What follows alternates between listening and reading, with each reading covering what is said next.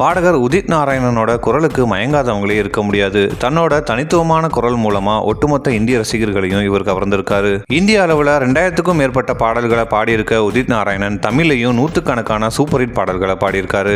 குறிப்பா ஏஆர் ரஹ்மான் இசையில காதலிக்கும் பெண்ணின் கைகள், குழுவாளிலே, சோனியா சோனியான்னு பல சூப்பர் ஹிட் கிளாசிக் பாடல்களை இவர் பாடியிருக்காரு. என்னதான் பெரிய சிங்கரா இருந்தாலும் அடிக்கடி சர்ச்சையில சிக்கிறத இவர் வழக்கமா வச்சிருக்காரு. அண்மையில ஒரு மியூசிக் கான்சர்ட்ல தன்னோட செல்ஃபி எடுக்க வந்த ஒரு ரசிகைக்கு இவர் லிப்கிஸ் கொடுத்த சம்பவம் பெரும் பரபரப்பு ஏற்படுத்தி இருக்கு. உதித் நாராயணன் மேடையில பாடிட்டு இருக்கும் போது ஆர்வத்துல ஒரு ரசிகை இவர்கிட்ட செல்ஃபி எடுக்க வந்தாங்க. செல்ஃபிக்கு போஸ் கொடுத்ததோட மட்டும் இல்லாம அந்த ரசிகைக்கு லிப்கிஸ் கொடுத்து உதித் நாராயணன் ஷாக் கொடுத்தாரு. தொடர்ந்து இதே போல பலரும் அவர்கிட்ட செல்ஃபி எடுக்க வர அவங்க எல்லாருக்குமே உதித் நாராயணன் இதே போல லிப்கிஸ் கொடுத்துட்டு இருந்தாரு. ஒரு கட்டத்துல கடுப்பான செக்யூரிட்டி கார்ட்ஸ் யாரையும் உதித் நாராயணன் பக்கத்துல நெருங்க விடாம பாத்துக்கிட்டாங்க. இருந்தாலும் இவரோட இந்த சேட்டைகளை வீடியோ எடுத்த ரசிகர்கள் அதை சோசியல் மீடியால போட்டு வறுத்து எடுத்துட்டு வராங்க. இப்போ இந்த வீடியோஸ் எல்லாம் சோசியல் மீடியால வைரல் ஆகி உதித் நாராயணனுக்கு கண்டனங்கள் எழுந்துட்டு இருக்கு.